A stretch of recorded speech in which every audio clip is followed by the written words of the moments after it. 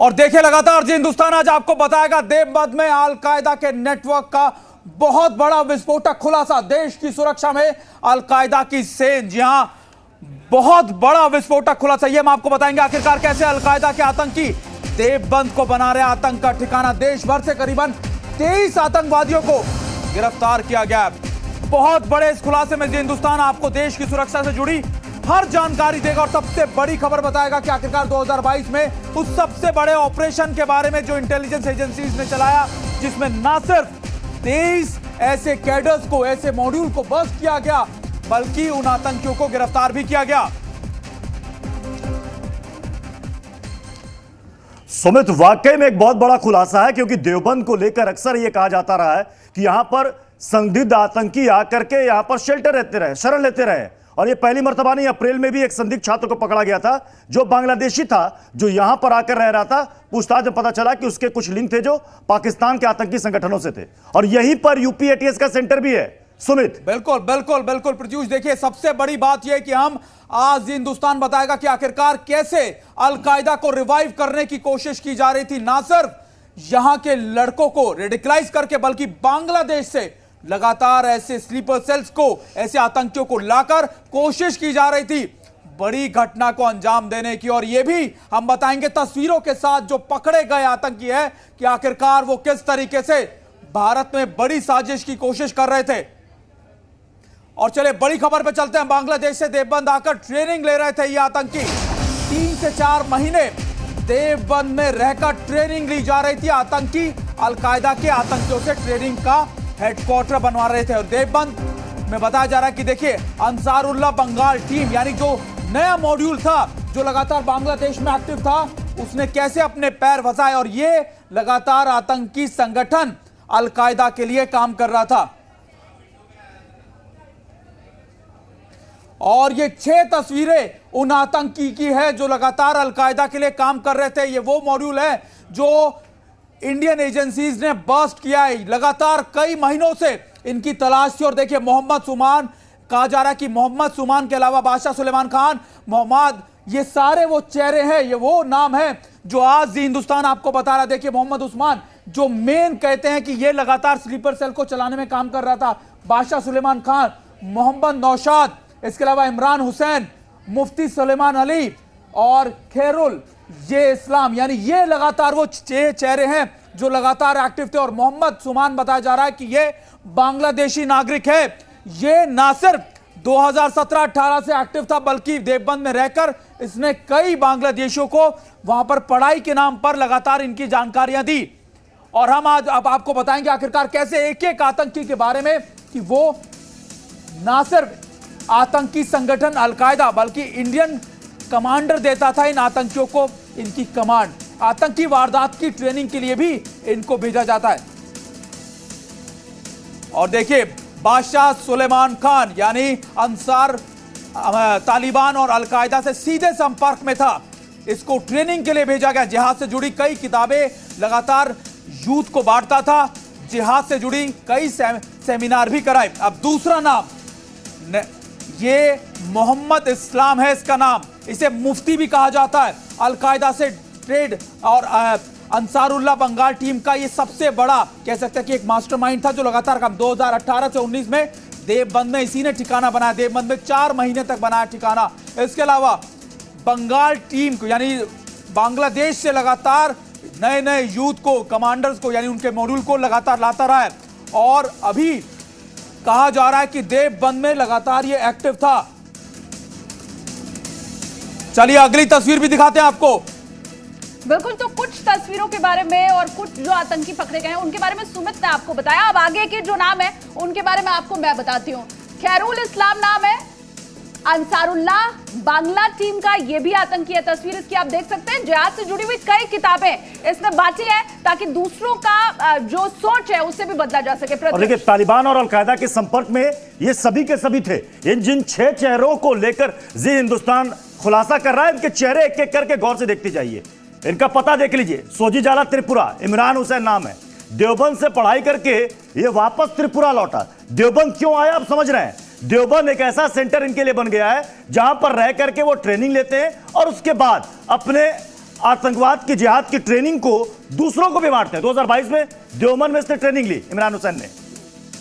और चलिए इसी के बाद जो अगला नाम है उसके बारे में भी आपको जानकारी दे देते हैं। मोहम्मद नौशाद अली, बारपेटा असम का वैसे ये रहने वाला है। सैफुल इस्लाम के संपर्क में आकर के आतंकी बन गया। तस्वीर इसकी आप देख लीजिए। जिहाद से जुड़ा हुआ साहित्य बांटने की जिम्मेदारी इसको दी गई थी।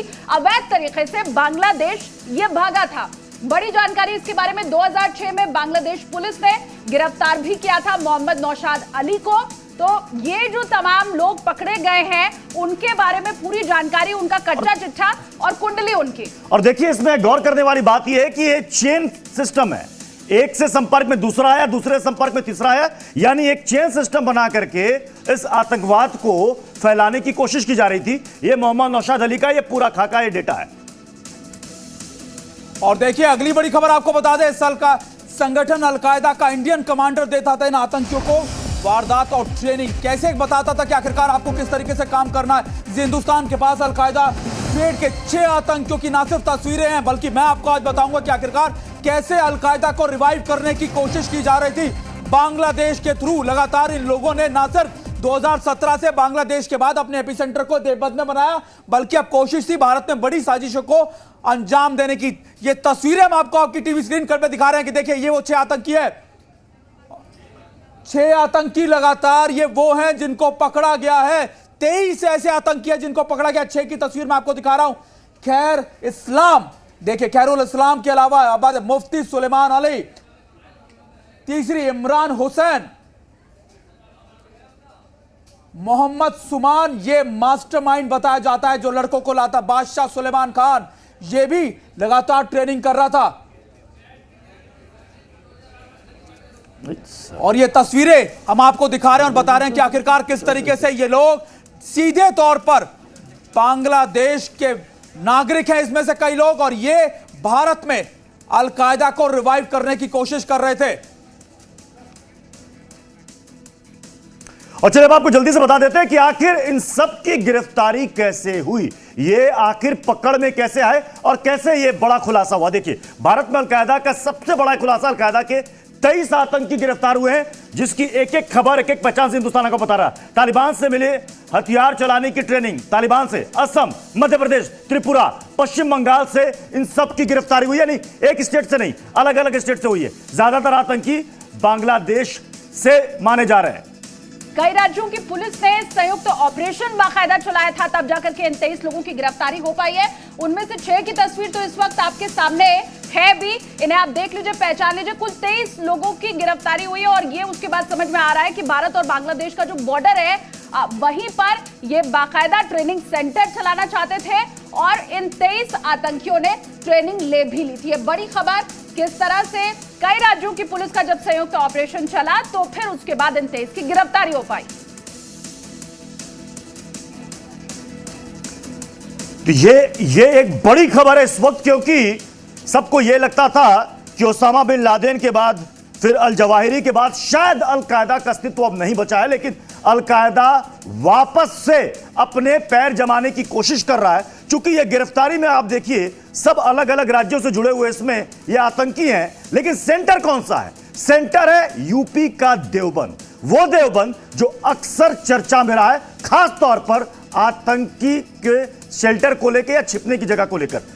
सुमित सवाल यही है, चूंकि दारुल उलूम है, सबको पता है बड़ा इस्लामिक सेंटर है, इसलिए शायद उनको लगता है कि ये सेफ जोन है छिपने के लिए। देखिए प्रत्युष, क्योंकि लगातार मैं ऐसे आतंकी समूह के फुटप्रिंट्स को या फिर इनके ऊपर काम करता रहा हूं, तो एक मोटे तौर पर अलकायदा जब लगातार, आपको याद होगा कि अमेरिका में अटैक किया था, उसके बाद CIA ने उसको काउंटर करने के लिए, खत्म करने के लिए सारी चीजें बनाई थी, लेकिन इन्होंने फिर अपने इंडियन सब कॉन्टिनेंटल के अंदर, सब कॉन्टिनेंट के अंदर अपनी कई रिवाइवल स्ट्रैटेजीज को अपनाया। बांग्लादेश और भारत का जो बॉर्डर था इनके लिए एक सेफ हेवन कहा जाता है, लेकिन अभी इसके जो तार हैं अब उसके सबूत मिल गए हैं। माना यह जा रहा है कि देखिए 2017 के बाद, क्योंकि ये 2012 से लगातार बांग्लादेश में एक्टिव थे, लेकिन 2017 के बाद इन्होंने देवबंद के अंदर अपना जो कमांड एंड कंट्रोल सेंटर है उसको बनाने की कवायद शुरू की, और उसी के बाद लगातार ये आतंकी या फिर ये उनके हैंडलर्स लगातार 2018 के बाद देवबंद में कई बार आए। हर शख्स को जो बांग्लादेश से आता था उसको सबसे पहले देवबंद में लाया जाता, 3 से 4 महीने रखा जाता था, ट्रेन किया जाता था, और इसके अलावा यह भी मैं आपको बता दूं, वेपन ट्रेनिंग भी इन लोगों को दी गई और इनका मकसद था कि भारत के ज्यादा से ज्यादा यूथ को रेडिकलाइज करना और रेडिकलाइज करने के बाद उसको बड़ी वारदातों में या आतंकी वारदातों का उसको अंजाम देने के लिए उसको आगे बढ़ाना। लेकिन महत्वपूर्ण यह है कि ना सिर्फ सेंट्रल एजेंसीज ने बल्कि 5 से 6 राज्यों की जो इंटेलिजेंस यूनिट थी और पुलिस थी उसने संयुक्त रूप से इस बड़े ऑपरेशन को चलाया और ये मान के चलिए कि अब तक का सबसे बड़ा ऑपरेशन आप इसको कह सकते हैं अलकायदा के खिलाफ। और ये भी एक बड़ा अलार्मिंग है कि कैसे अलकायदा अब भारत के अंदर बड़ी वारदात को जल्दी से दर्शकों को बता देते हैं कि आखिर क्या है अंसारुल, ये आतंक का नया नाम, ये आतंक का नया संगठन, या फिर कहे कि दहशत फैलाने वाली टीम वो है क्या? मेजर जियाउल वकील उर्फ बड़ा भाई है इसका प्रमुख, बांग्लादेश से सीधे देवबंद आकर ये अपना ठिकाना यहां पर बना लेते हैं। देवबंद में ही था इनका कंट्रोल और कमांड सेंटर। 3 से 4 महीने तक देवबंद में ही यहां पर हैंडलर रह रहे थे। असम बांग्लादेश बॉर्डर पर हथियारों की ट्रेनिंग इनकी होती थी। शालिनी, बिल्कुल, तो अंसारुल्लाह बांग्ला टीम आखिर क्या है इसके बारे में ये पूरी जानकारी हमने आपको दी और स्पष्ट तौर पर इससे समझ में आ रहा है कि जो साजिश थी वो बड़ी गहरी थी। इन 6 शक्लों को एक बार फिर से आप देख लीजिए। 23 लोगों की जो गिरफ्तारी हुई है उनमें ये 6 नाम है, प्रमुख हैं और इन्हीं लोगों ने जो बातें एटीएस को बताई हैं, सुरक्षा एजेंसियों को बताई हैं, उसके बाद ये खुलासा हो रहा है कि किस तरह से ये आतंकी साजिश भारत के अंदर रची जा रही थी।